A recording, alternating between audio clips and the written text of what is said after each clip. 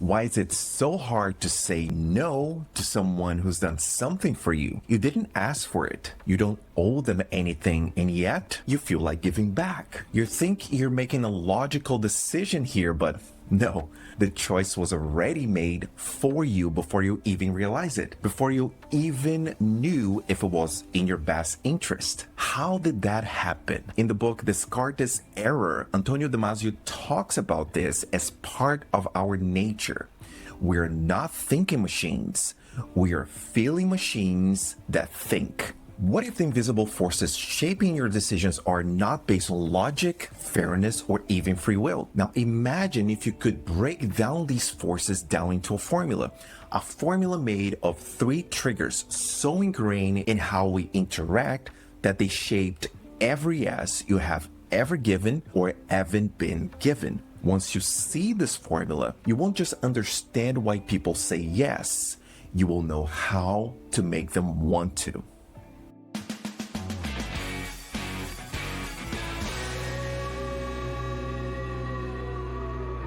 You don't just make choices. Choices are made for you. We like to think we decide based on logic, but most of the time, our decisions are not entertained. They're felt. You feel that an act of generosity creates an obligation. Our minds are wired to correct imbalances in social exchanges. When someone gives first without asking for anything in return, it creates a psychological tension, a gap between what we have received and what we have given. And that tension demands resolution. That is the first of the 3 triggers of persuasion. We call it the Reciprocity Effect, one of the most powerful automatic forces in human behavior. Because when something feels natural, when it aligns with how we already think, feel, or act, we don't resist it. Why would we? That's what I meant when I said you don't just make choices, choices are made for you. So instead of convincing people to trust you, why don't you just give first? If you're in a conversation, you could share value before making a request. If you're building an audience, you could offer a small piece of engagement first. If you are a brand, you could provide a free trial that actually helps before a sales pitch. And then you wait. No rush, no ask. Just let reciprocity do what it naturally does. And the moment you do that, when the loop starts to close, you won't have to push people toward you. They will already be moving in your direction. But what if that's only half of the story? What if there's another almost opposite mechanism at play, one that doesn't just deepen connections when someone does something to us, but also when we give to them? First, I give something to someone and then I start to like them more? How does that make any sense? Sounds backward, I know, but it happens and it changes everything. That's the second of the 3 triggers of persuasion. We call it the Ben Franklin effect. Benjamin Franklin was a writer, a scientist, and a diplomat, one of the most influential figures of the 18th century. Naturally, someone like him had rivals. One in particular refused to work with him and had made it clear he wanted nothing to do with Franklin. Now, most people would handle this in one of 2 ways. Ignore that person, try to win them over with kindness, generosity, or favors. Franklin did neither. Instead, he did something completely counterintuitive. He asked that man for a favor, a simple one. He asked to borrow a rare book from that man's personal collection, and for some reason, he agreed. Franklin thanked him, returned the book as promised, and something strange happened. That same rival, the one that wanted nothing to do with him, suddenly started warming up to him, not because Franklin had done something for him, but because he had done something for Franklin. Why? Because the more effort we put into something, the more valuable it starts to feel, even if that value was not there before. When we do something for someone, even something small, our brain has to make sense of it. It adjusts our beliefs to match our actions. Instead of thinking, I don't like this person, so why did I help them? It's easier to think, I must like them. Otherwise, why would I have helped them? And boom, Without realizing it, we feel more connected to the person we just helped. Sometimes trust is built by asking for something small, not a big request, not a commitment, just a tiny action. Because the moment someone takes even the smallest action towards you, their brain starts to justify it. They're convinced themselves they're interested. They trust you. They want to see more. That's why when you recommend a movie to a friend, you start feeling more connected to the movie yourself. Or why brands don't just ask for purchases. They ask you to vote, to comment, or to share. The second someone acts toward you, they're not just considering you anymore. They're invested in you. Now let's take this one step further, because so far we talked about things that pulls us closer: reciprocity and investment. But here's something different. Not everything that influences you is based on logic. Deep down, the things that drive you towards something, the things that make you say yes without hesitation, are not the things you need. They are things you want. That's the third and last trigger of persuasion. We call it the want versus need effect. Here's how it plays out. Imagine you're planning for a vacation, let's say to the Bahamas. You start exploring the islands, the beaches, the incredible things you will experience there. You see the prices.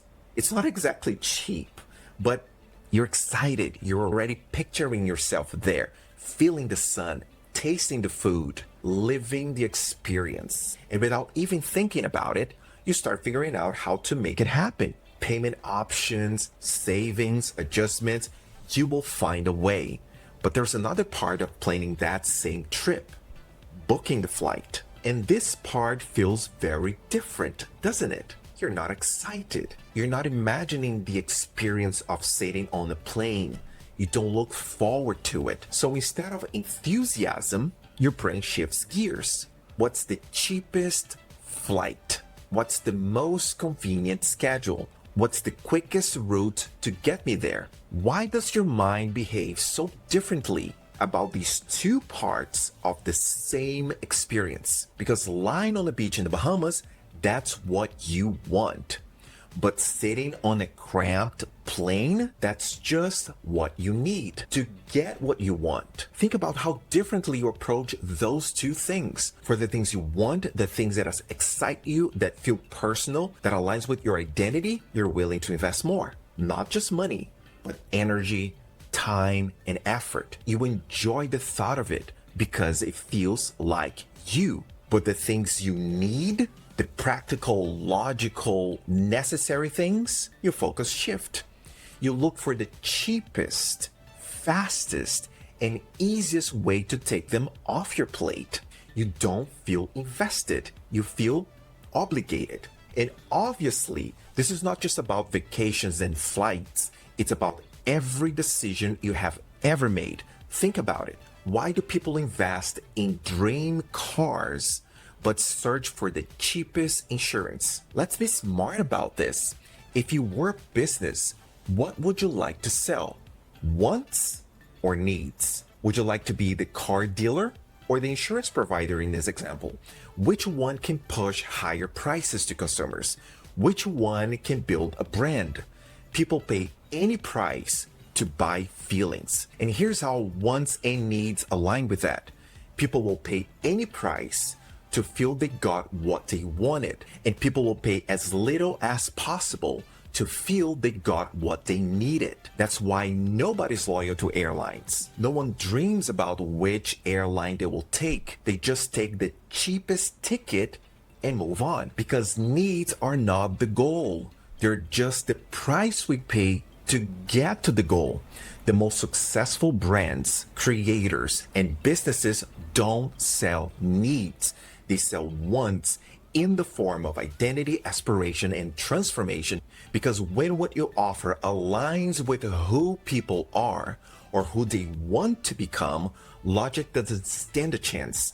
Price becomes secondary. So if you look what's really happening, you will see there is a formula working behind the scenes, a formula that pulls people toward a desired and designed end, a formula behind success and wealth. We call it the low pitch sales formula, a formula made of the 3 triggers we've seen here. The reciprocity effect, when someone gives first, we feel pulled to give back. The Ben Franklin effect, once we take action, even a small one, we convince ourselves it was the right choice. The want versus need effect, emotions justify decisions, not logic. And when all 3 come together, that's when persuasion stops feeling like persuasion. This is how the low pitch sales formula works. Give, invite, provide.